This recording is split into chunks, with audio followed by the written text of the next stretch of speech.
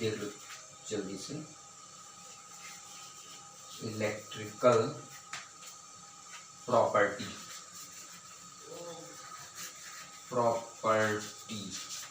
Electrical property ज़्यादा बताने की आवश्यकता नहीं है इसमें, बस एक आध दो टॉपिक जानने की जरूरत है।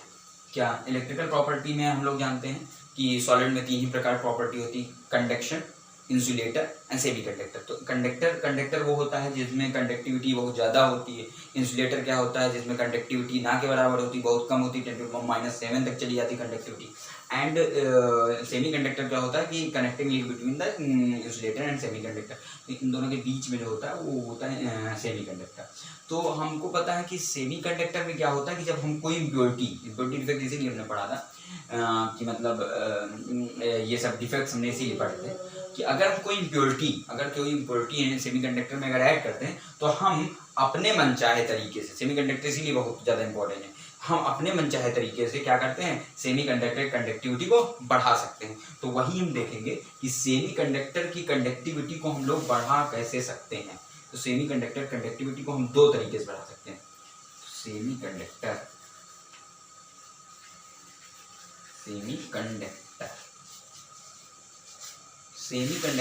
की कंडक्टिविटी को हम 2 तरीके से बढ़ा सकते हैं। इम्प्योरिटी ऐड करके बढ़ाएंगे, इसमें कोई शक नहीं।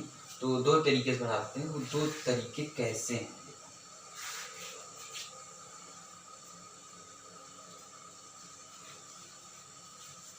एक इलेक्ट्रॉन रिच इम्प्योरिटी, इसीलिए डिफेक्ट हम लोग पढ़ रहे थे नहीं, और इलेक्ट्रॉन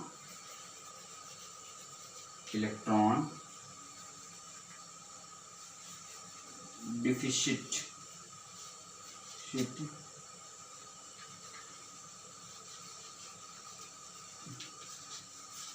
एक इलेक्ट्रॉन रिच इम्प्योरिटी और एक इलेक्ट्रॉन डिफिशिट इम्प्योरिटी। तो देखो इलेक्ट्रॉन रिच इम्प्योरिटी में क्या होगा, कुछ नहीं होगा। इसमें इलेक्ट्रॉन रिच इम्प्योरिटी में क्या होगा कि जैसे हमने कोई ले लिया, कोई सेमी कंडक्टर ले लिया, इसमें हम लोग क्या करेंगे कि ग्रुप 14 जैसे सिलिकॉन और जर्मेनियम ले लिए। अगर सिलिकॉन और जर्मेनियम जो ग्रुप 14 के हैं, सिलिकॉन और जर्मेनियम हमने ग्रुप 14 के ले लिए, सिलिकॉन या तो जर्मेनियम, कोई भी एक ले लिया, सिलिकॉन या जर्मेनियम। अगर हम उसको ग्रुप 14 की इन लोगों को ग्रुप 15 के एलिमेंट्स के साथ डोप करते हैं तो क्या होगा कि इनके पास 4 वैलेंस इलेक्ट्रॉन है।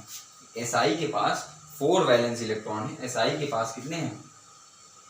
SI के पास 4 वैलेंस इलेक्ट्रॉन है और 15 ग्रुप्स के एलिमेंट के पास 5 वैलेंस इलेक्ट्रॉन है। 5 वैलेंस इलेक्ट्रॉन है। तो क्या होगा कि 14th ग्रुप को जब हमने 15th ग्रुप में क्या किया, डोप्ड किया, तो ये 4 जो होगा वो कोवेलेंटली बॉन्डेड हो जाएगा 4 इलेक्ट्रॉन और 15 ग्रुप। 14 ग्रुप का जो एलिमेंट होगा वो 15 ग्रुप के 4 इलेक्ट्रॉन के साथ बॉन्डेड हो जाएगा। लेकिन ये जो एक इलेक्ट्रॉन यहाँ बच रहा है उसके बाद 15th ग्रुप का, वो क्या होगा एक इलेक्ट्रॉन बचा रहेगा तो वो क्या करेगा, कंडक्टिविटी को इंक्रीज करेगा। वो एक इलेक्ट्रॉन हर एक बॉन्ड जो कोवेलेंट बॉन्ड बन रहा, हर एक बॉन्ड कोवेलेंट बॉन्ड में जो एक इलेक्ट्रॉन बचेंगे वो क्या करेंगे, कंडक्टिविटी को बढ़ाएंगे। तो आप जितना डोपिंग करोगे, जितना ज़्यादा डोपिंग करोगे उतनी ज़्यादा कंडक्टिविटी बढ़ती जाएगी। तो अपने मन चाहे अनुसार आप कंडक्टिविटी बढ़ा सकते हो। इसीलिए हम लोग सेमी कंडक्टर का यूज करते हैं कि 14 ग्रुप का एलिमेंट जब 15 ग्रुप में हमने डॉप्ट किया तो 14 ग्रुप के वैलेंस इलेक्ट्रॉन में 4 इलेक्ट्रॉन है और 15 ग्रुप में 5 इलेक्ट्रॉन है। तो 4 जो होंगे कोवेलेंटली बॉन्डेड हो जाएंगे एक दूसरे से, लेकिन एक इलेक्ट्रॉन बचा रहेगा जो इसकी इलेक्ट्रिकल न्यूट्रलिटी को बढ़ाएगा। तो ये तो एक कोवेलेंट बॉन्ड की बात हुई, जब हमारे पास और जो इस तरह की और कोवेलेंट बॉन्ड, बहुत सारे कोवेलेंट बॉन्ड बनाते चले जाइए, आपकी इलेक्ट्रिकल कंडक्टिविटी बढ़ती चली जाएगी। अब इलेक्ट्रॉन डिफिशिएंट इम्प्योरिटी वहां से आता है कि जब ग्रुप 14 का एलिमेंट अगर डॉप्ड किए जाए, सिलिकॉन या जर्मेनियम कोई भी अगर डॉप्ड किया जाए ग्रुप 13 ग्रुप के एलिमेंट के साथ, 13th ग्रुप के एलिमेंट के साथ अगर डॉप्ट किया जाए तो क्या होगा कि इसके पास वैलेंस इलेक्ट्रॉन 4 है, 4 इलेक्ट्रॉन है, और इसके पास 3 ही वैलेंस इलेक्ट्रॉन है, 3 ही वैलेंस इलेक्ट्रॉन है। तो क्या होगा कि जो 13 ग्रुप में अगर डोप किया, डोप तो ये चार्ज आ रहा है 13 ग्रुप में ना, 13 ग्रुप में अगर डोप किया तो ये 3 इलेक्ट्रॉन जो होंगे कोवेलेंटली बॉन्डेड हो जाएंगे इसके 3 से, इसमें कोई शक नहीं। लेकिन जहां पे इसकी क्योंकि उसके तो 4 इलेक्ट्रॉन ऐसे दिखते रहेंगे, लेकिन इसका तो क्रिस्टल है ना, इसका क्रिस्टल क्योंकि इसमें डोप किया जा रहा है, तो इसका क्रिस्टल हुआ, क्रिस्टल 13 ग्रुप का हुआ, क्रिस्टल 13, इसको समझो, क्रिस्टल जो है 13 ग्रुप का हुआ, यहाँ पे क्रिस्टल 15 ग्रुप का है क्योंकि इसको इसमें डोप्ड किए थे, और यहाँ क्रिस्टल जो है 13 ग्रुप का है तो इसको इसमें डोप्ड कर रहा है, तो इसके जो एक इलेक्ट्रॉन बचा उससे कोई मतलब ही नहीं है, ठीक। तो इसमें जो है 3 कोवेलेंट बॉन्ड ही बनेगा, और एक स्पेस जो रहेगा वो खाली रहेगा जिसको होल कहेंगे, होल कहेंगे। हाँ, इसीलिए इस डिफेक्ट को एन टाइप कहते हैं, एन टाइप सेमीकंडक्टर, और इसको क्या कहते हैं, पी टाइप सेमीकंडक्टर। ये जो बचेगा, ये जो यहाँ बचेगा, एक इलेक्ट्रॉन जो नहीं कर पाएंगे, इस इलेक्ट्रॉन से कोई मतलब नहीं, यहाँ जो एक बचेगा जहाँ कोवेलेंट बॉन्ड नहीं बनेगा उसको होल मान लेंगे, और उसको होल कह दिया, उसको होल कर दिया, इसीलिए ये पी टाइप सेमीकंडक्टर हो गया। तो this is P type semiconductor, this is an type semiconductor. तो इसमें कुछ नहीं है, electron rich impurity, electron deficient impurity. अगर 14 को 15 में डोप करेंगे तो ये क्या होगा, 4 जो होगा कोवेलेंटली बॉन्डेड हो जाएगा, एक इलेक्ट्रॉन फ्री रहेगा इसका, वही कंडक्टिविटी बढ़ाएगा।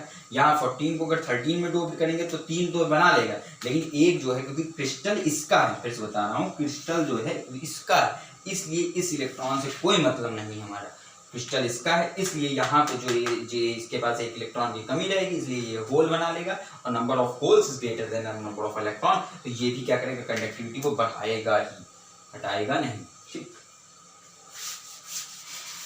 तो ये हो गया सेमीकंडक्टर।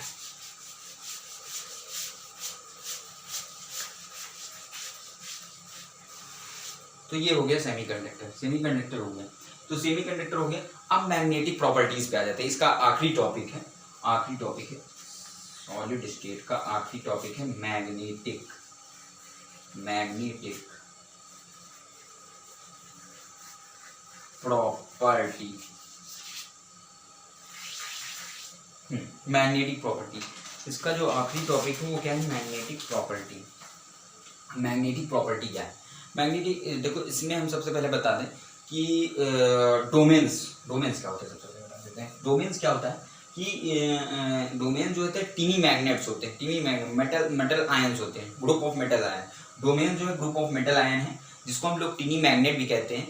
ये क्या होता है कि ओरिएंटेड होता है, हर एक मेटल में होता है ये, नो डाउट हर एक मेटल में होता है, लेकिन कुछ मेटल्स जो है मैग्नेटिक प्रॉपर्टी नहीं शो करते कहोगे, लेकिन कुछ मेटल मैग्नेटिक प्रॉपर्टी शो नहीं करते हैं। इसका मतलब क्या है कि उनके डोमेन्स क्या होते हैं, उनके टिनी मैग्नेट जो होते हैं उनके अंदर होते हैं, वो पैरेलली मतलब एक दूसरे से अपोजिट डायरेक्शन में रहते हैं, एक दूसरे से अपोजिट, इस तरह अपोजिट डायरेक्शन में रहते हैं, ऐसे अपोजिट डायरेक्शन में रहते हैं, तो एक दूसरे से ये क्या हो जाते हैं, कैंसिल आउट हो जाते हैं, एक दूसरे से कैंसिल आउट हो जाते हैं, इसीलिए उनकी जो होती है ओवरऑल मैग्नेटिक प्रॉपर्टी 0 हो जाती है, इसलिए कुछ मेटल्स में नहीं होते हैं। तो इन डोमेन्स को टिनी मैग्नेट कहा गया, इसीलिए इसके बेसिस पे इसको जो है हमने डिवाइड किया गया है। तो सबसे पहले पैरा मैग्नेटिक हम जानते हैं, पैरा मैग्नेटिक।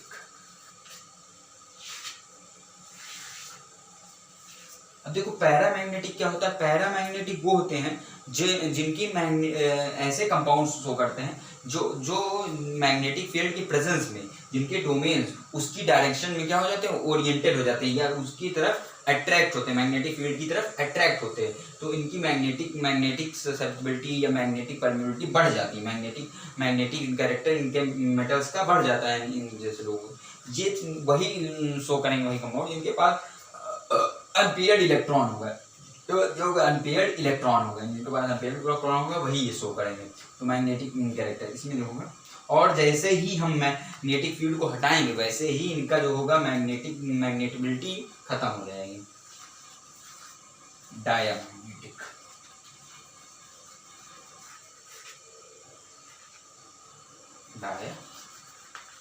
मैग्नेटिक। और डायमैग्नेटिक क्या होता है, diamagnetic are those which are repel. ये क्या करेंगे कि मैग्नेटिक फील्ड अगर इनकी तरफ, इनके कंपाउंड्स की तरफ लगाई जाएगी तो मैग्नेटिक फील्ड को ये रिपेल करेंगे, ये मैग्नेटिक फील्ड से दूर भागेंगे, मैग्नेटिक फील्ड रहेगी जिस डायरेक्शन में जाएगी उससे ये दूर भागेंगे। और ये वही कंपाउंड्स हो गए जिनके पास पेयर नंबर ऑफ इलेक्ट्रॉन्स होंगे, इनके पास पेयर नंबर ऑफ इलेक्ट्रॉन्स होंगे, ठीक। तो इनके पास पेयर नंबर ऑफ इलेक्ट्रॉन्स होंगे, वही यूज करेंगे। अब उसके बाद third one is ferromagnetic. Ferromagnetic ferromagnetic ऐसे ऐसे ऐसे कंपाउंड्स शो करेंगे फेरोमैग्नेटिक मैग्नेटिक कैरेक्टर, जिसमें क्या होगा कि डोमेन्स जिनके जो होंगे, जो टिनी मैग्नेट्स होंगे जो मेटल्स से बने हुए हैं, तो टिनी मैग्नेट्स क्या होंगे, डोमेन जो होंगे वो ओरिएंटेड रहेंगे पहले से ही वो एक डायरेक्शन में ओरिएंटेड रहेंगे। इनकी मैग्नेटिक कैरेक्टर, ये इनके पास मैग्नेटिक कैरेक्टर पहले से रहेगा, और जैसे ही हम मैग्नेटिक फील्ड अप्लाई करेंगे तो इनके सारे के सारे डोमेन्स एक डायरेक्शन में हो जाएंगे, सारे के सारे डोमेन्स इनके एक डायरेक्शन में हो जाएंगे, एक डायरेक्शन में हो जाएंगे। और क्या होगा, इनका मैग्नेटिक कैरेक्टर क्या होगा, बहुत ज्यादा बढ़ जाएगा। और जैसे मैग्नेटिक फील्ड में हटाएंगे इसकी पैरामैग्नेटिक तरह इनका मैग्नेटिक कैरेक्टर जाएगा नहीं, इनका मैग्नेटिक कैरेक्टर बरकरार रहेगा, इनका मैग्नेटिक कैरेक्टर बरकरार है। Fourth anti ferromagnetic. Anti ferromagnetic magnetic. अब एंटी फेरोमैग्नेटिक क्या होता है, एंटी फेरोमैग्नेटिक जो होता है कंपाउंड जो होता है वो कंपाउंड होता है जिसमें anti ferromagnetic compound are those compound in which the domains are anti parallel to each other. Domains इसमें जो हो जाएंगे मैग्नेटिक फील्ड जैसे ही अप्लाई करेंगे एक डायरेक्शन में हो जाएंगे, इसमें जो हो जाएंगे वो अपोजिट डायरेक्शंस में, इसमें डोमेन जो होंगे वो अपोजिट डायरेक्शंस में हो जाएंगे और एक दूसरे से कैंसिल हो जाएंगे। इनकी मैग्नेटिक कैरेक्टर इलेक्ट्रिक फील्ड के प्रेजेंस, मैग्नेटिक फील्ड के भी प्रेजेंस में भी कितनी रहेगी, जीरो रहेगी। ये मैग्नेटिक फील्ड के भी प्रेजेंस में जीरो रहेगी। अब इसके बाद जो है फिफ्थ, इसी में एक फिफ्थ भी आता है फेरीमैग्नेटिक।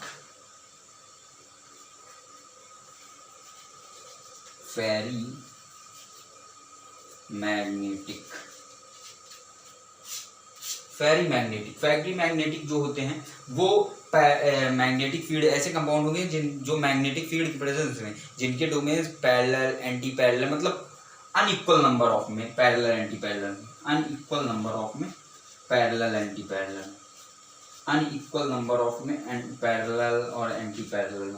तो ये तो कैंसिल हो गया, ये कैंसिल हो गया, लेकिन ये तो एक ही डायरेक्शन में। तो इनके पास मैग्नेटिक कैरेक्टर होगा, जब मैग्नेटिक फील्ड हम अप्लाई करेंगे तो इनके पास मैग्नेटिक कैरेक्टर होगा, लेकिन इनके पास मैग्नेटिक कैरेक्टर फेरोमैग्नेटिक से बहुत कम होगा। तो ये 5 प्रकार की मैग्नेटिक प्रॉपर्टी में आपको कंपाउंड पढ़ने, ठीक। तो यही आपका टॉपिक खत्म होता है।